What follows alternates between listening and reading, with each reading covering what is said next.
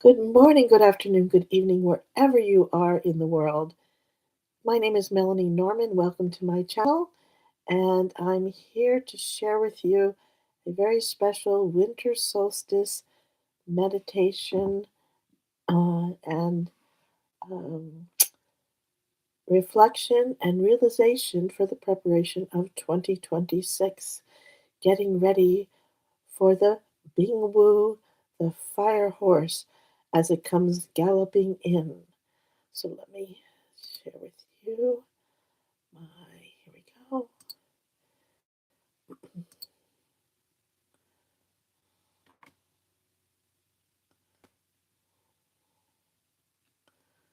Okay, let me see. Can you see that? Can you see that? Okay. Okay, hold on one sec here. I'm a tech dinosaur at all this, so give me 1 second. I think I got it. Let's see, slideshow. Okay, we'll do that. Okay, there we go. So, welcome all of you as we approach tomorrow, which is December 21st, and that is the closing gateway of 2025. And that is the winter solstice. The winter solstice is the shortest day and the longest night. And uh, what a day. I kept trying to come on live for how many times? How many hours now? Anyways, back to the winter solstice, which is tomorrow, December 21st, 2025. So, yesterday evening here, Eastern Standard Time, we had the new moon in Sagittarius. And then tomorrow, the winter solstice, December 21st, that is, as I said, the shortest day and the longest night.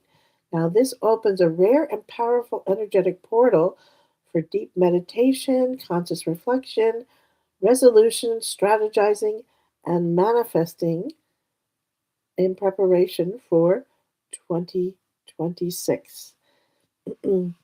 so, I'm a Chinese metaphysics consultant and I use feng shui, bazi, TCM, which is traditional Chinese medicine, along with bazi, date selection, to help and support my clients now for 20 years.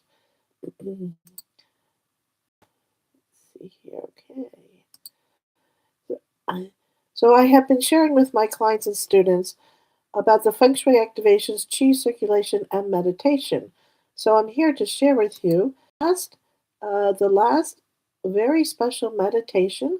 I'm going to be giving you timings. So there's two timings, and what to do and why this is such a potent time and a very special, auspicious time of energy. Okay.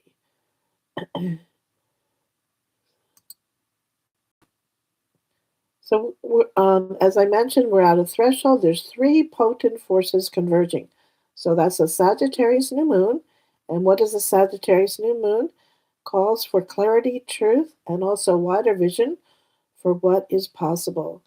And this supports new beginnings rooted in authenticity rather than obligation.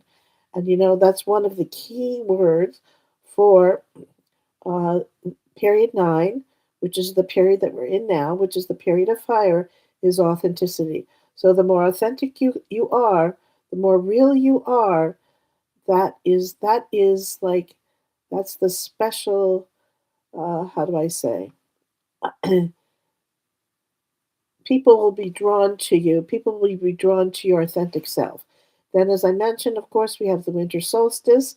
And this year's winter solstice, it carries an exceptional significance because it lands on Gia Z, which is the Wood Rat Day. And now, ironically, today, okay, this is December 20th, as I'm coming on here to share with you, that this is a Gui High, a water pig day. This is the last day, and it's a closed day of the 60 Jazi, the 60 pillars, before tomorrow, which is the Jia GSZ, which is the wood rat, and it's an established day. It's also the last heavenly pardon day and an advancement noble day. So this marks a very powerful moment for forgiveness, for renewal, and moving forward. It's also it's also the most yin time of the year. So this is when the energies uh, they're the most yin. It's a time to go inward. It's a time for reflection. It's a time for renewal. Uh, then it's also, as I mentioned, right? It's the shortest day and the longest night. So off the ancient people, they welcomed this day because they knew the next day there would be more light returning. Even if it's a couple minutes of light, there would be more light. So also we have something very unusual in our celestial skies is the appearance of three-eye atlas. Now, what is three-eye atlas? This is a symbol, excuse me, reflecting humanity's relationship with with that we are not alone, with responsibility, with endurance. It appears when a long held burden is ready to be released. So it's so fascinating to me that we also have the last day of the heavenly pardon day, and that also that the three eye atlas apparently is the closest that it has been that it's ever been to our solar system. And this is not through force, but through wisdom. So what on the heavenly pardon day? So there's a couple things, okay? Uh, one of the things on the heavenly pardon day, which is tomorrow, the winter solstice, is to not only forgive yourself and forgive yourself deeply, but to forgive others and forgive others for any wrongdoing that they have committed against you or any wrongdoing you have done to them. Now, yes, you can send an email, you can send a text messages, but I also recommend in our day and age when things go so fast and people don't even talk to each other anymore on the phone, call that person up. It, hearing that person's voice and you can just say to them, I'm sorry, please forgive me, thank you, I love you. Again, I'm sorry, please forgive me, thank you, I love you. So for whatever transgression that happened between both of you that you felt that you did to that person and you're asking them for forgiveness. And also don't forget to forgive yourself. So they they have done a lot of research on this Ho'oponopono prayer and they found it to be very, very effective in healing relationships. So let's see here. Let me go here. Now here is the details. So this is deep reflection and realization for preparation of 2026. And so if you see, this is the Baza chart of the day. As I mentioned, it's the last heavenly pardon day, and it's an established day. And now this meditation you can do from 12:01 a.m. So that's tonight, wherever you are. By the way, this is your local time. So wherever you are, use your local time. Excuse me. And from right after midnight to 4:59 a.m. In fact, at 12:01 a.m. is also a wood rat hour. Now, the stars we have that's the heavenly pardon, the monthly benevolence, and the advancement star noble. So, these stars, why it's such a special time for this very powerful meditation, this portal opening, is these stars support forgiveness, they support release, divine assistance, protection, and elevation. So, what is sincerely acknowledged and released on this day does not follow you into the next cycle. So, what do you do? Again, it's a meditation, it's a reflection, it's also a manifestation. Where do you do this? Anywhere at home. Now, if you're in a warmer climate, you can go outside.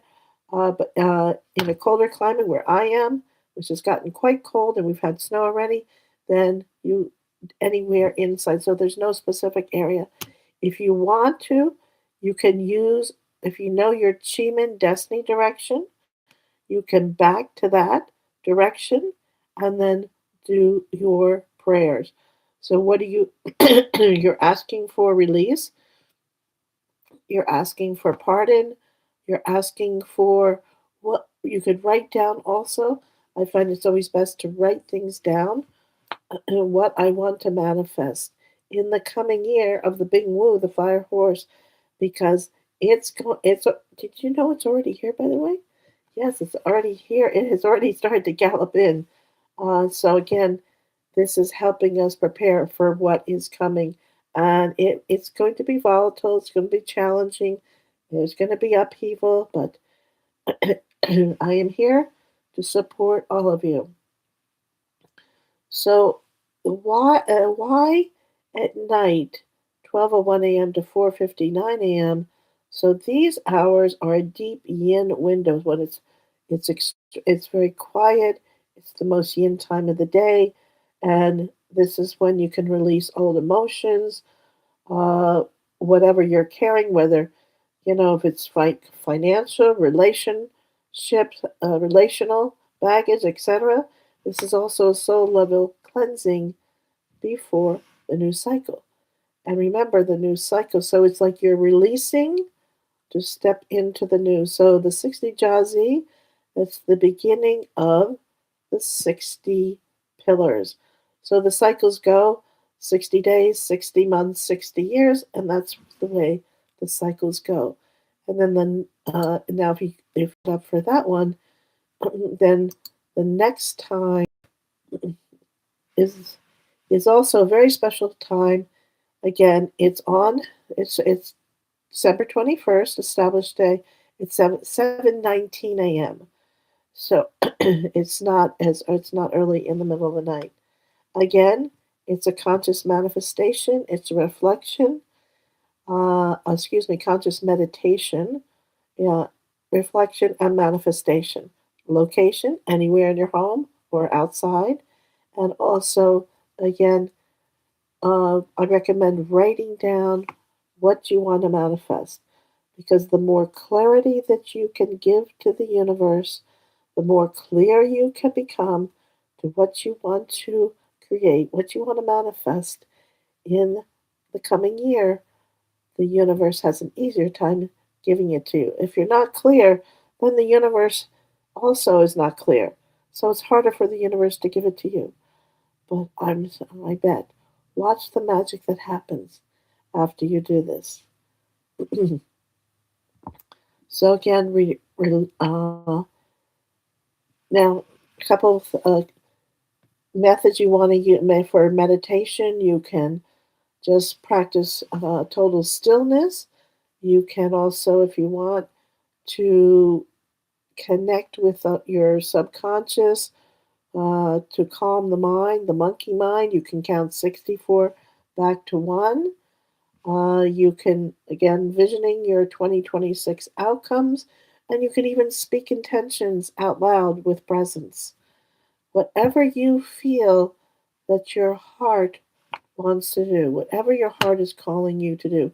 And by the way, back to the heavenly pardon, you do not have to say the Ho'oponopono prayer.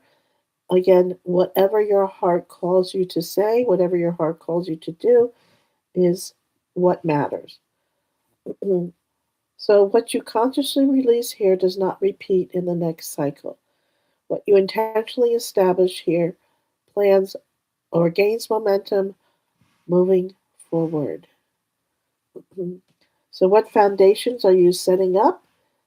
And what new visions are you creating for 2026? Who am I becoming in the next cycle, in the Bing Wu year? In fact, we will all be transformed because it's a pure pillar of fire. What does fire do? Fire transforms everything it touches. What does fire do to earth? It scorches the earth. It melts the metal.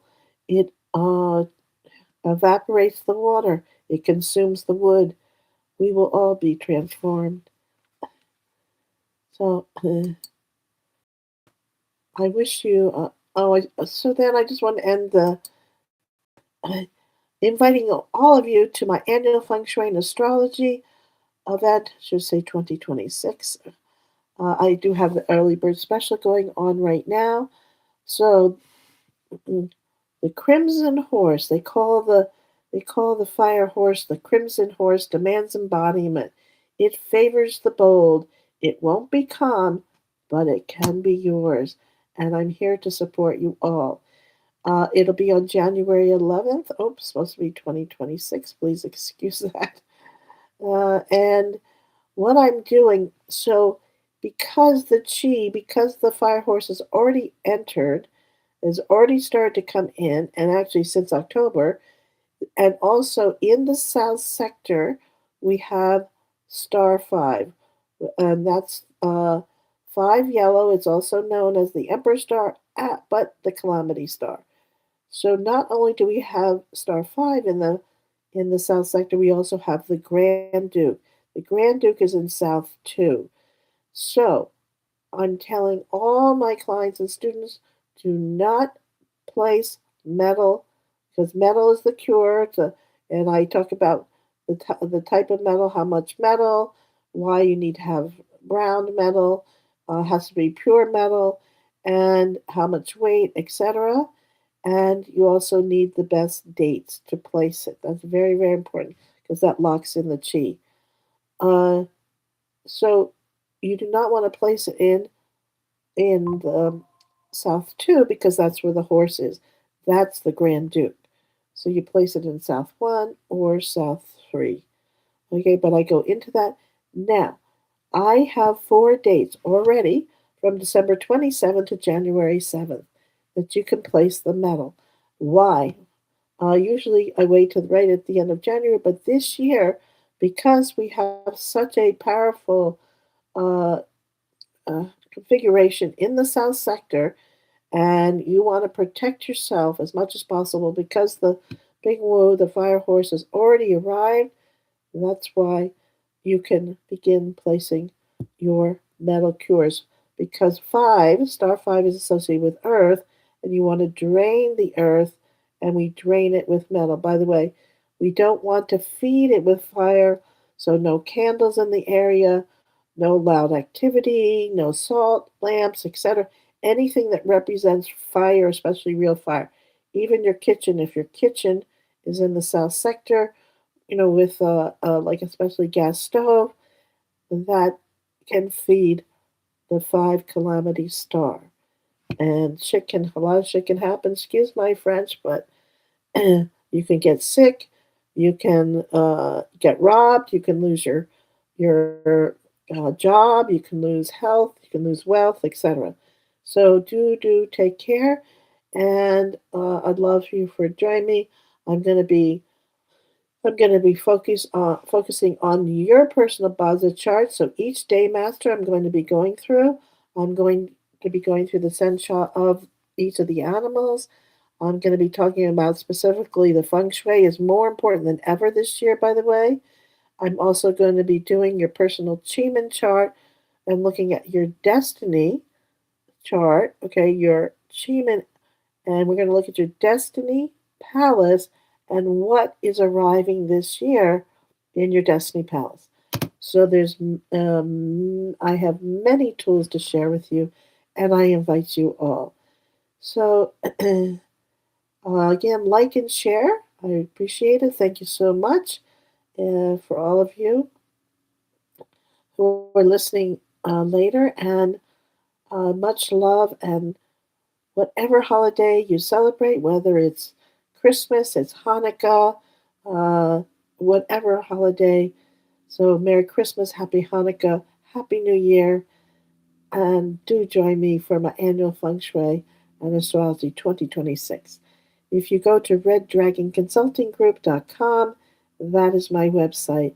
Also, I'm on Facebook under Feng Shui and Chinese Astrology. I have like almost 11,000 followers, so you can follow me there as well. Okay, much love.